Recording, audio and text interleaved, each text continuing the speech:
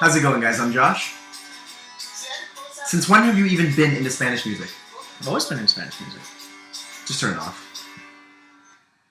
Y esta a la Grosh Talk. Arriba! Do you want a popsicle?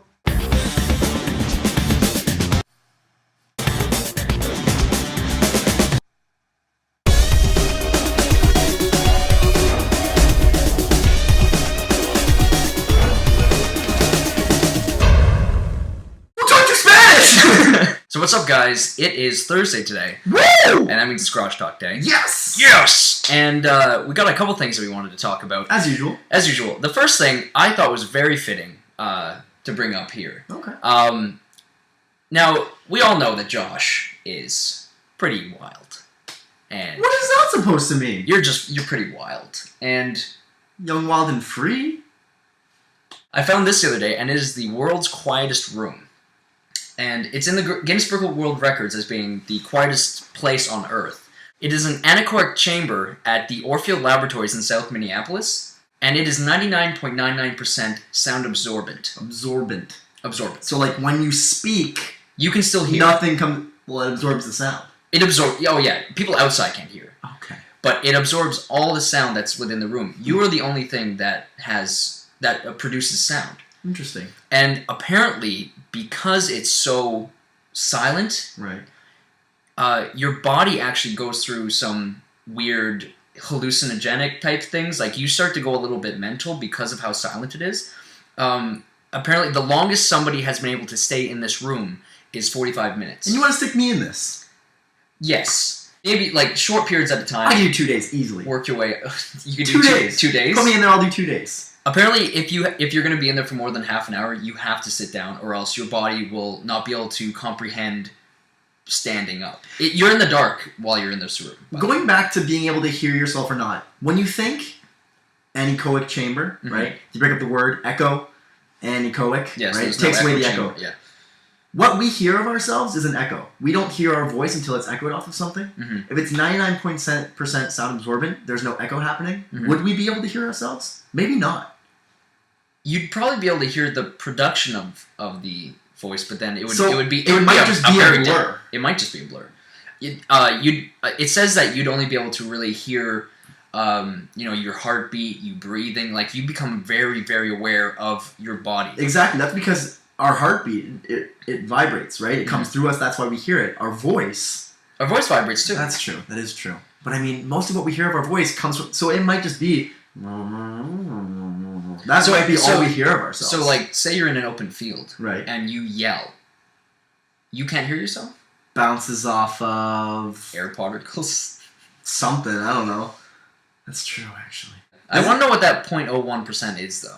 Like, some guy kind of just, like, made, like, a little crack, and we're like, oh. It's just that sound going on. They just have a little puncture wound from somebody stabbing it at one point. It's like, can we at least get a statement before we try to fix this thing? Yeah. Well, we can get it done tomorrow if money is no object. We'll get estimates.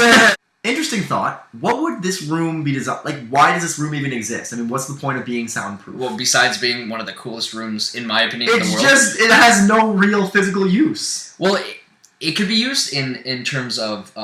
astronauts, going into space, they have to test out what it's like to be, when they're in those underwater chambers, they have to figure out how long it takes... Zero gravity or whatever it is. Zero gravity chambers. They have to figure out how long it takes them to start to hallucinate and whether or not they can work through it. So they drag a water chamber into this room. They dunk you in it. Well, no, but because of the hallucinogenic properties of this room, having an astronaut go in there and experience it and see how they can work through it is a pretty good test, I would think. I suppose so. But on that same note, I mean, now, all I can think about is, let's take some of the smartest people in the world, the bravest people in the world, people who want to explore our new frontier space. Let's drive them fucking bonkers before we send them up there. They're experiencing hallucinations. That doesn't mean you're crazy. Well, technically insanity is doing something and expecting different results. So, I mean, maybe the people who are running the test themselves are crazy. Maybe they're expecting different results by making people crazy. Maybe this isn't even a room. These are the people that the aliens are going to find and then base their generalization of us off of. They're like, oh my god, so many pretty cars! I can hear everything in here, man! There's so many echoes! It's like an echo anechoic chamber. This is nothing like Earth. Everyone's gonna be like, why the fuck do we want to hang out with these guys? They're nuts. These guys are so dumb. Let's get out of here, boys. Just kick them back in their spaceship and light a fire to them, just watch them explode out of there. Exactly, yeah. I feel like we're just going to be pissing off some aliens with insane astronauts at this point. Maybe they should send up just one guy that is normal, and he'll be like... Yeah, one guy who hasn't been in the chamber, he doesn't quite know what it's like, but he's still not totally crazy. And he's not aware of this chamber at all. Yeah, exactly. And he doesn't meet the other astronauts until the day of the launch. He can be the control test for this. Exactly. You take one astronaut who has been through the anechoic chamber, one astronaut who's never even heard of it, doesn't even know what it exists, send them both into space, and actually see who does better. We should do a control test. We should do a control. And we have a rocket, like we said before. We have a rocket. We have one of those Men in Black flashy thingies. And we have 2 people.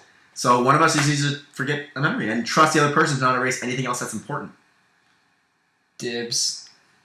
Interesting. So we normally don't do this where we just stick to one topic for an entire video, but Graeme and I found this room really interesting, and we found that we could actually generate a lot of good conversation from the topic of it. Yeah. So we hope you guys enjoyed watching the video.